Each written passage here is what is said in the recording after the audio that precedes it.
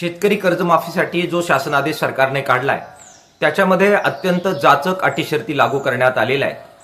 त्यामुळे ही कर्जमाफी आजपर्यंत झालेल्या सर्व कर्जमाफ्यांमध्ये सर्वात कडक अटी शर्ती असलेली आणि सर्वात कमी शेतकऱ्यांना लाभ देणारी ठरणार आहे। या कर्जमाफीनुसार 2019 मध्ये ज्या शेतकऱ्यांनी कर्जमाफीचा लाभ घेतला ते शेतकरी या कर्जमाफीच्या बाबत जरी थकीत कर्जदार ठरणार असले तरी त्यांना केवळ 50,000 रुपये इतकाच कर्जमाफीचा लाभ या शासन आदेशानुसार देण्यात येणार आहे। शिवाय जे सहकारी क्षेत्रात काम करणारे कर्मचारी आहेत, मग ते अगदी साखर कामगार असतील, दूध संघात काम करणारे कर्मचारी असतील किंवा हंगामी कर्मचारी असतील, त्यांना सुद्धा या कर्जमाफीतून वगळण्यात आलेलं आहे। नियमित कर्जदारांना 50,000 रुपयाचा लाभ आणि त्याचबरोबर 2019 मध्ये ज्या 31 लाख पेक्षा जास्त शेतकऱ्यांना कर्जमाफीचा लाभ मिळाला ते जरी आता थकीत झालेले असले तरी सुद्धा त्यांना सुद्धा 50,000चा लाभ ह्या अटी शर्ती लागू केल्यामुळे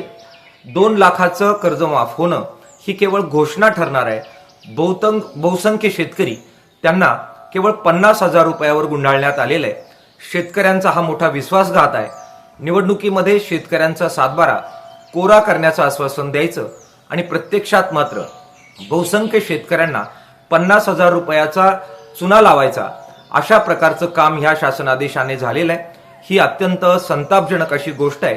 सर्व शेतकरी नेते आणि शेतकरी संघटना यांनी एकत्र येऊन याच्या विरोधात मोठा संघर्ष उभा करावा लागणार आहे। शेतकऱ्यांनी या संघर्षाला तयार राहावं असं आवाहन शेतकऱ्यांना आम्ही करतो आहोत।